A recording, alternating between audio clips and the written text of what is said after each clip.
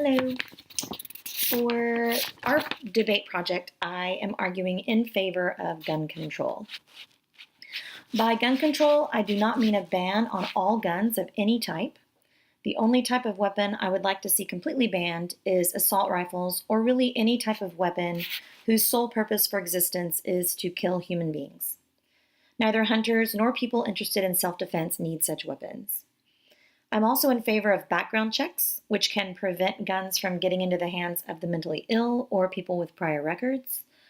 I'm also in favor of waiting periods, which can give a person wanting to commit immediate gun violence some time to cool off and maybe change their mind. Lastly, I'm hugely in favor of mandatory safety features, such as child safety locks and indicators that show when a bullet is in the chamber. For those who argue that such requirements are unnecessary meddling by the government, think about this. We uncomplainingly, most of us anyway, submit to the government regulating ownership of a car, which is potentially another deadly weapon. We get a driver's license, we carry car insurance, we get a yearly inspection, we register our cars, we wear seat belts, and we put our children in car seats. Why should regulating gun ownership be any different?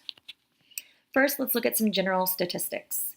I believe that we are all aware that in the United States, gun violence is very prevalent.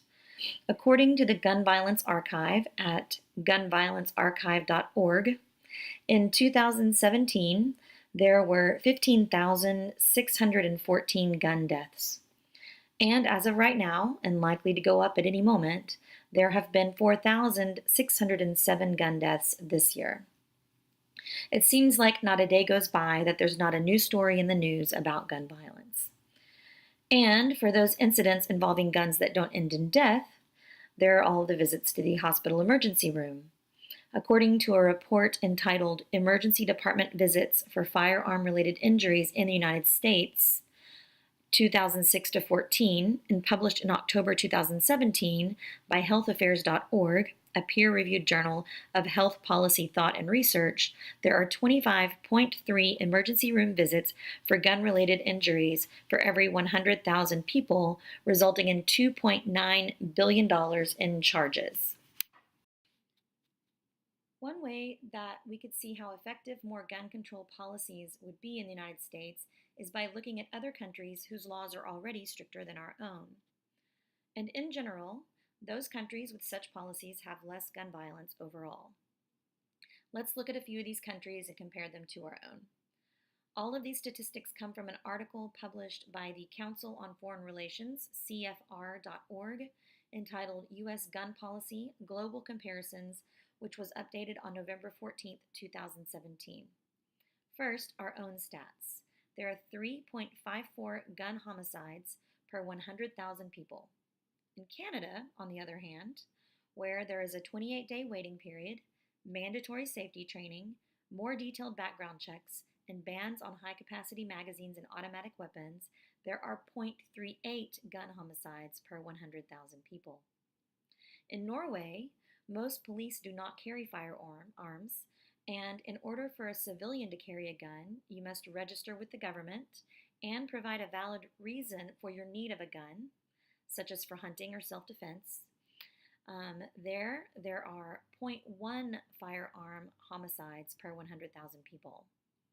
Lastly, in Japan, gun laws are extremely strict. Most guns are illegal, and for the ones that aren't, you have to receive instruction, pass written, mental, and drug tests, and undergo a rigorous background check. There is also an annual inspection of all firearms required by the government. All of this has resulted in the lowest gun homicide rate in the world, 1 in 10 million. If we can't have things as strict as they are in Japan, at least we could maybe start with a ban on assault rifles and high-capacity magazines. A study published in the Everytown for Gun Safety Support Fund page, everytownresearch.org, found that the United States gun homicide rate is 25 times higher than other developed countries. And besides the stricter policies of other countries, this could be due to the prevalence of the use of assault weapons and high-capacity magazines, especially in mass shootings. High-capacity magazines increase the number of bullets that can be fired without reloading. The research in this study found that prohibiting high-capacity magazines reduces gun violence. In the 8 states that have prohibitions on high-capacity magazines, there are half as many shootings where 3 or more victims are killed. There was a federal prohibition of high-capacity magazines, but it expired in 2004. And since then, their use has increased substantially. Gun control can also protect women from domestic abuse and stalkers. Another study published on the Everytown for Gun Safety Support Fund page found that in the United States, women are 11 times more likely to be killed with firearms than in other high-income countries. It also found that people with a history of domestic violence are 5 times more likely to murder a partner if a gun is in the home, and that the presence of a gun in a domestic violence situation increases the risk of homicide by 500%. Currently, 31 states do not ban convicted stalkers from owning guns, and 41 states don't force convicted domestic abusers to turn over guns they already own. Changing those laws alone could have a significant impact. This study found that states that require background checks for all handgun purchases have 38% fewer women shot to death by intimate partners. Stricter gun control laws could also go a long way to preventing suicide. According to the American Foundation for Suicide Prevention, AFSP.org, 51% of all suicides are by firearm. And an article published by the Harvard School of Public Health's online magazine stated the fact that 85% of suicide attempts that include a gun end in death, contrasted with 3% of suicide attempts by overdose. In order to look into the extent to which guns affect suicide, the National Library of Medicine conducted a research study in which they examined the impact of waiting periods, universal background checks, gun locks, and open carry regulations. In their article entitled Suicide Rates and State Laws Regulating Access and Exposure to Handguns, they revealed that they had found that all of these gun control measures significantly lowered suicide rates, and that in one state, in which the waiting period regulation was loosened, there was an immediate increase in the suicide rate. Another area where increased gun control would be helpful is accidental or unintentional shootings.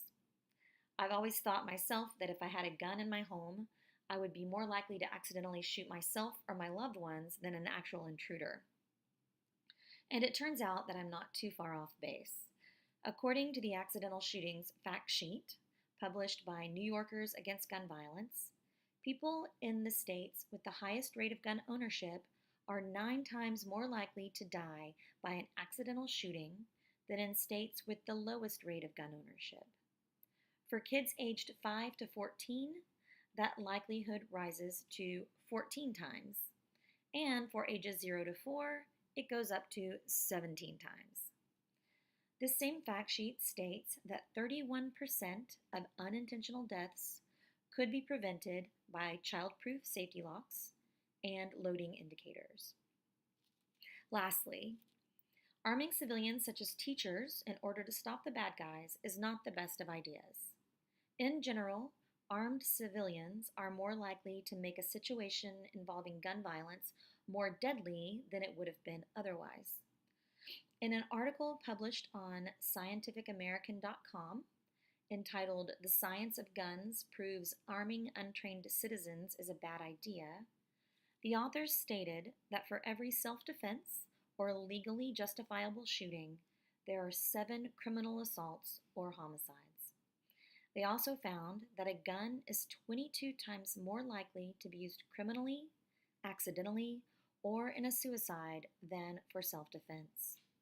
We should leave such defensive uses of guns to trained law enforcement and military. Thank you.